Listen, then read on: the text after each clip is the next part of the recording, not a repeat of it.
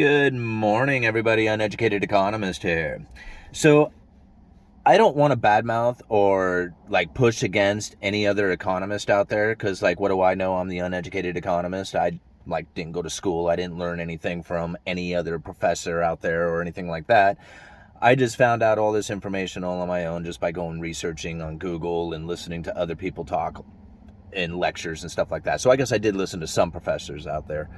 But I never went and took a class for it. I never sat around and was educated in any kind of understanding of what happens inside of economics.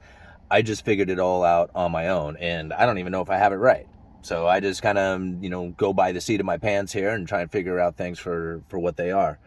Now, one of the things that I definitely know about when it comes to the Federal Reserve and it comes to this low interest rate world that they are trying to deal with is that their tools that they use to try and use for their monetary policies are not the same tools as what most people have been educated in, because their main policy was credible threats. And now we knew this. We knew this going into all the downturns and everything that happens. I mean, we have found many examples of credible threats, and I have talked about them many times. Now, if you're new to the channel and you're not quite sure of what credible threats are when the Federal Reserve puts out that forward guidance, that jawboning, that idea of what's going to happen before they actually do anything, so that the markets will behave in that fashion before it actually takes place.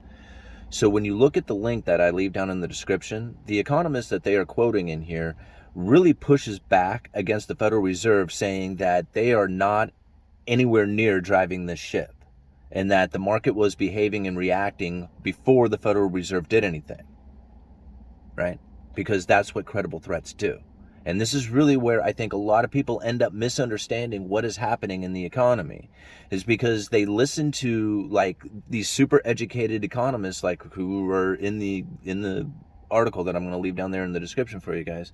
And like I said, I mean, what do I know? I'm just the uneducated economist, but I do know about credible threats, and I do know that the forward guidance that the Federal Reserve was using was meant to make the markets behave before the Federal Reserve did anything about it. And that's exactly what's happening. But this guy's trying to say that the markets were behaving regardless of what the Federal Reserve was doing. You see how people can get this misconception of what's going on out there?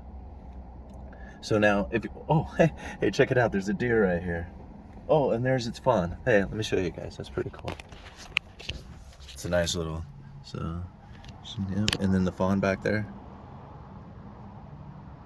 Huh. Cool. All right. Oh, let me put this piece of paper back up there so I don't burn my phone up in the sunlight. Okay. So, anyway, let's talk a little bit about credible threats, because if you're not terribly familiar with the credible threat idea, Ben Bernanke, who knew that back in 2001, I'll try and find the link to the speech. He was talking about how the Federal Reserve was going to run into the lower bound of zero, where interest rate policies were no longer going to be an effective tool as far as dropping interest rates, and that they would have to use something else. And that's when he said forward guidance or jawboning or the credible threats. Now, he didn't use any of those terms. He just kind of described it as a guy with a gold machine, right? And this guy who invents a gold machine, he uses a story to give the example. So this guy invents this gold machine, and with this gold machine, he can produce as much gold at will with very little effort or energy or cost that goes into it.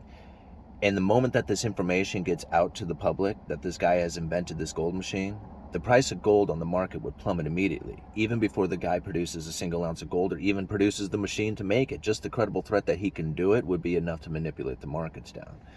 And so we've seen many examples of this exact thing taking place, for the last, 2-3 years when it comes to the Federal Reserve and how it is that they conduct their monetary policies. Now, just a few weeks ago, Michelle Bowman came out saying that they are no longer using forward guidance to try and conduct their monetary policies. And I just don't believe that. I really think that in itself is a credible threat.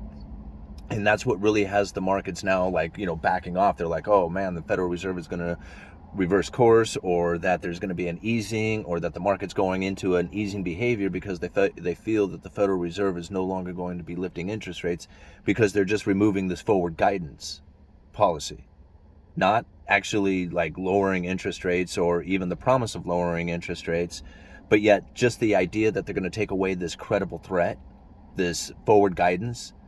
That leads people to believe that they are reversing course, like they are somehow changing their monetary policies. They're not. They're just not going to tell the markets about it ahead of time. And they're going to let the markets try and figure out where it is that they need to be on their own.